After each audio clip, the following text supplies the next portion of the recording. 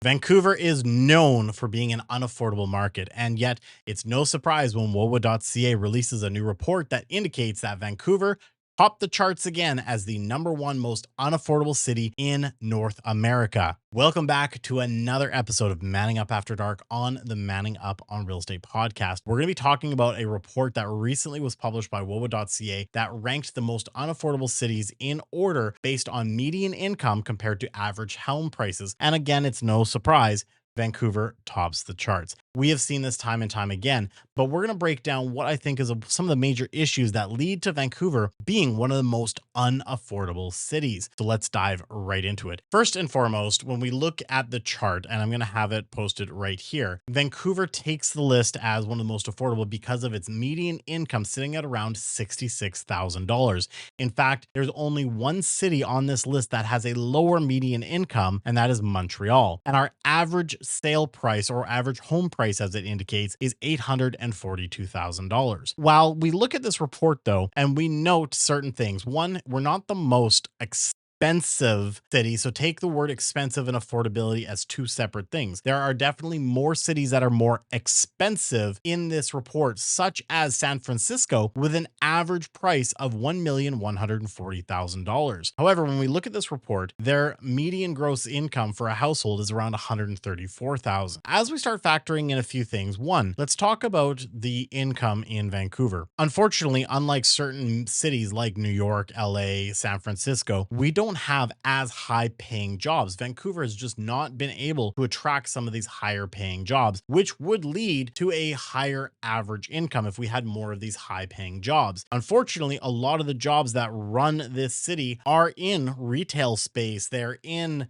service industries that don't bring in nearly the same income that other sectors that have major tech industries might bring in. The other issue that I find is people's thought process around having minimum wage as a living wage. It's one of the things that I've always believed, that minimum wage was never meant to be a living wage. It was an entry level wage into the workforce. And over time, it has slowly turned into people focusing on making it their sole income. They live off of minimum wage. However, is our minimum wage that low compared to other areas? When I looked up LA, now LA is known for some of the most expensive real estate in North America. I mean, you've got these crazy houses worth 30, 40, 50 million, sometimes into the hundreds of millions of dollars in LA. We don't have many properties like that in Vancouver. Do we have a lot of very expensive property? Yes, we do. But when you look at LA, they have an insane luxury market out there, and a lot of their home prices are super, super high. Their minimum wage is not too far off of ours. Now, I'm not factoring in the US dollar versus Canadian dollar, so that does obviously change things. Theirs would be higher, but at the same token, prices of real estate is significantly higher out there. Their minimum wage is about $17.28,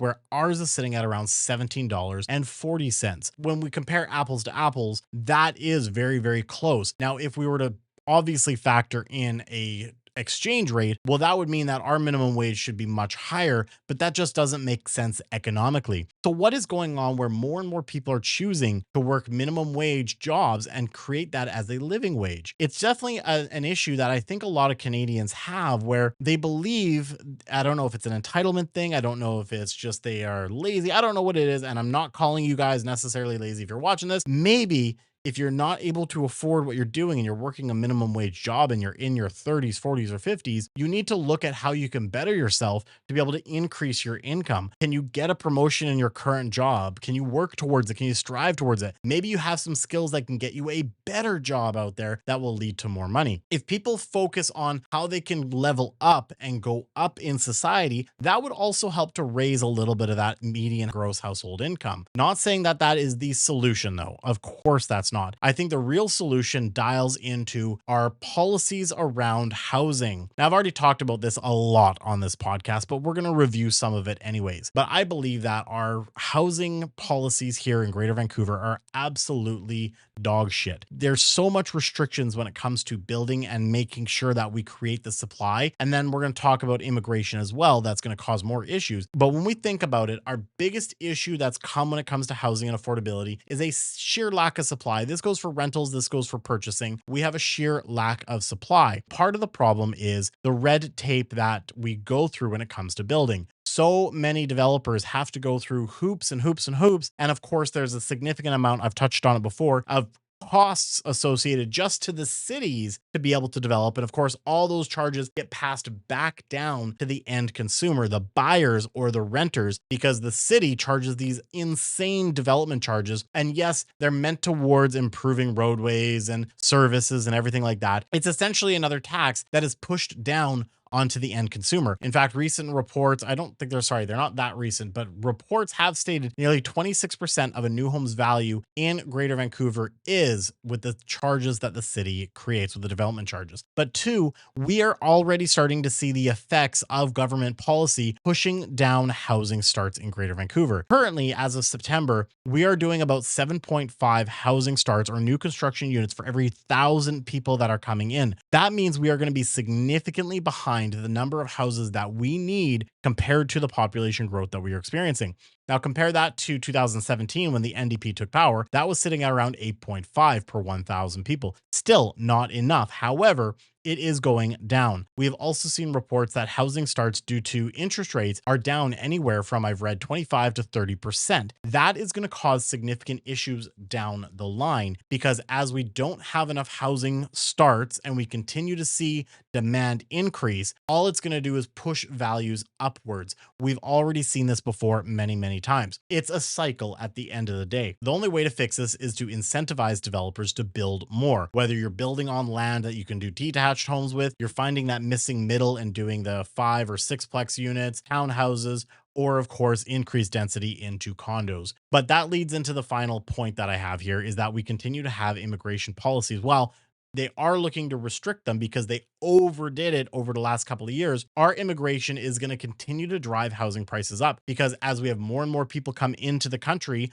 a lot of them are going to go to areas like Vancouver, Toronto, or Montreal, three of the major global cities that people know of. When we have an increase in population, they need housing. And of course, when you think about it, most of the people who are coming in are of cultures that believe in owning real estate. When they're coming in and they're buying or they're renting, they're going to put more pressure on an already broken system that we have. Now, I'm not saying that immigration is a bad thing, and I've said this before on the podcast. We are a country that relies on immigration. When we need jobs to be filled, we need immigrants to come in and do it. But it has to be done the right way, and it has to be controlled properly, where enough people are coming in and we are not opening the floodgates like we have done in the last little while. In fact, in 1 year, we gained over 1 million new Canadians.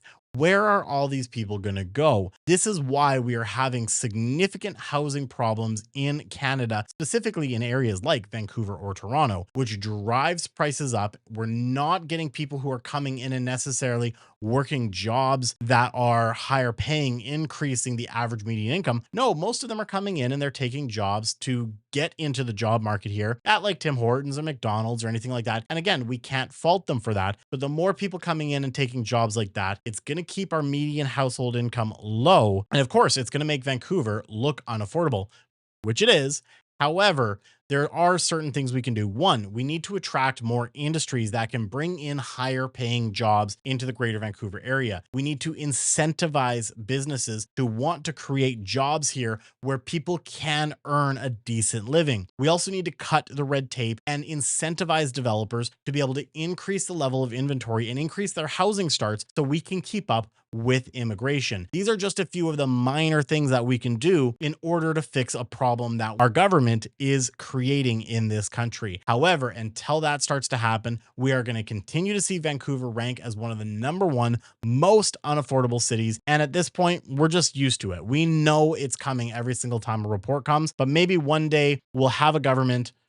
This is a long hope. We'll have a government that will recognize what needs to actually be done, create the policies that will help, and maybe we can lower that rank a little bit. I don't think we're going to be really low, but maybe we can be #3 or maybe even 4 if we work really hard. But those are my thoughts. What are your thoughts? What are some of the reasons why Vancouver is continuing to be one of the most unaffordable cities in North America? Drop them in the comments below. Let's have a conversation. And of course, if you guys have enjoyed this podcast, make sure you guys like, comment, subscribe, or rate it if you're listening on Spotify, and we'll catch you guys on the next one.